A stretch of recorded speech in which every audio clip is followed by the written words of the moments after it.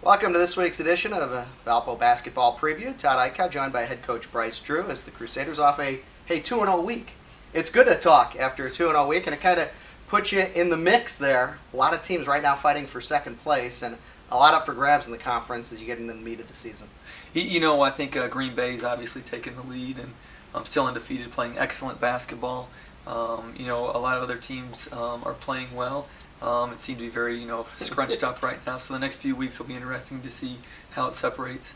5-6 teams really legitimately within a game of second place right now. And as we've talked about so many times in the Horizon League, it's so important that number 2 seed to get right into the semifinals for conference tournament. Yep, it's set up so the first 2 teams, get a double bye and put you automatically in the semis. So I think every team's goal going in is to try to get that double bye, and a lot of times, sometimes it comes down to tiebreakers and things like that. So every game's important.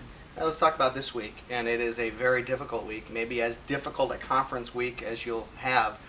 We talk about these teams fighting for the second seed. There's 2 teams right there that you'll face this week. Let's start with Youngstown State, and I think you look at Youngstown State. Obviously, you start with Kendrick Perry, and there's probably very few teams in the country that depend on a player more than Youngstown depends on Kendrick Perry. Not only does he lead the league in scoring, but I think he's 6th in the country right now in steals. Yeah. He's one of the top assist man in the league. If there's a guy who does more for a team than Kendrick Perry, there's very few probably in the country. It seems like he's been there about 10 years, and he's an excellent player. I don't think us or too many other teams will be too sad when he does graduate, just because how good he's been for his whole career. As a freshman, he made a big impact in our league, and every year he's just gotten better and better. And he's scoring the ball at a very high rate. But like you said, he's getting steals, he's passing the ball. He plays almost 37 minutes a game, so he doesn't get tired. It's a huge part of what they do. And somehow you got to try to slow him down. And what are some of the things you try to do to slow him down? Switching off different guys on him, keeping fresh players on him, play zone. I assume multiple things, right? He's talented. He scores in different ways. He does it in transition. He can do it just flat out one-on-one. He can do it. They run a lot of good actions, and off their actions he can get shots.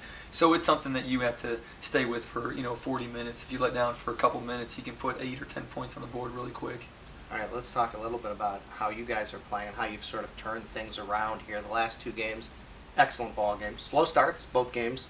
The Detroit game and, of course, this past game at home, in which was really an ugly first 10 minutes. And then suddenly it kind of flicked the switch. And the last 30 minutes of the ball game on Saturday against Milwaukee, as good a 30-minute stretch as you guys have played. Obviously, it's a good sign, hopefully, for the future. But what happened? I think the guys, they once you get into conference season, they start to realize, I think, just how competitive our league is and how hard you have to play. And so, we've had some, good practices. And also, Keith Carter's gotten a few more games to get blended in. He was a huge part of our game against Milwaukee. And, I thought the guys just, they played with a lot more confidence than they had earlier in the year. All right, now talk about Youngstown State. Not quite a one-man gang, but they've got a guy who clearly is head and shoulders above, not only the rest of the team, but most of the players in the league. Cleveland State's a different boat. They've got a lot of very good players, and they've played well this year after a down year last year. They've got Anton Grady back. They will be a big factor in the conference race and a tough test for you on Saturday. Yeah, I think, if you look at their game at Kentucky, that they basically had the game won, shows just how good they are. And, Coach Waters does a tremendous job. They press, they trap, they play aggressive, and they play, extremely hard for 40 minutes. So, very difficult team to play against, and on their home court, will be a very difficult challenge for us. They're fighting, to get that number 2 seed as well. They've lost some heartbreakers. They lost a game at Youngstown State. They led throughout. Kendrick Perry just kind of took over in the last couple minutes of the game, had a 3-pointer at the end to win the game. A game at home against Wright State. They were playing shorthanded, still battled, nearly won that ball game. They've kind of fought through some injuries, and I think from what we hear, it's a good chance they'll be 100% on Saturday. Yeah, Grady's a big part of what they do. He missed last season with an injury, and he scores the ball, in a variety of ways, and he's also a tremendous kid. We got to know him a little bit at the Horizon League meetings, and he's been out, but I think he should be back for Saturday. So that definitely gives them an inside presence that'll be very difficult to guard. Good luck this week. Thank you. Tough week for the Crusaders. Youngstown State and Cleveland State. We'll talk to you next week. Thanks for joining us on Valpo Basketball Preview.